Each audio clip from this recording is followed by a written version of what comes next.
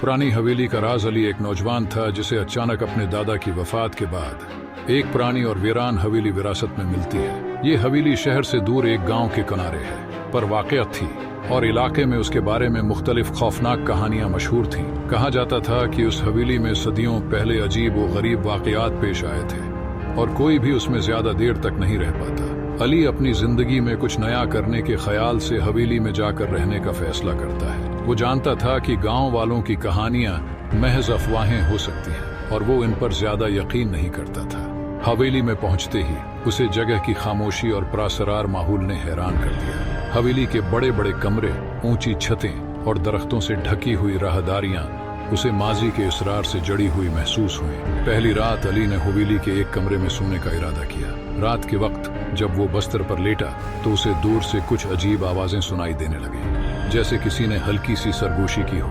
उसने आवाज को नजरअंदाज किया और सोचा कि ये महज हवा का बहाव होगा, मगर आधी रात के करीब उसे लगा जैसे कोई उसके कमरे में दाखिल हुआ। उसने फौरन आंखें खोलें, लेकिन कमरे में कोई नहीं था।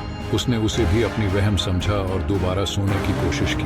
अगले दिन अली ने हवेली को बेहतर तरीके से जांचने का इरादा किया।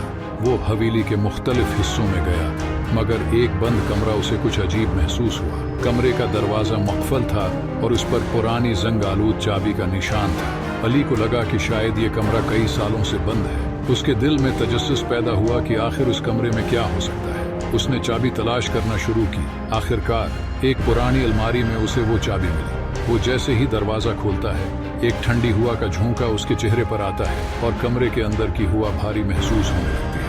अंदर दाखिल होते ही अली को महसूस होता है कि जैसे कोई उस कमरे में बरसों से दफन है। कमरा खाली था, मगर दीवारों पर अजीब व गरीब निशान थे। अचानक एक पुरानी तस्वीर उसकी नजर में आई, जिसमें उसके दादा के साथ एक नामालूम शख्स खड़ा था। तस्वीर देखते ही अली को अजीब से ख्वाब आने लगते हैं। ख्वाब में वो अपने दादा को इस हवेली में देखता है, जो किसी नामालूम शख्स से बातें कर रहे होते हैं। हर रात ख्वाब मजीद खौफनाक होता जाता है और एक रात उसने ख्वाब में अपने दादा को किसी मखलूक के सामने झुकते हुए देखा। अली घबरा कर जाग गया और फैसला किया कि उसे कमरे का राज मालूम करना होगा। अगले दिन अली गांव के एक बूढ़े शख्स से मिला, जो इस हवेली के बारे में बहुत कुछ जानता था।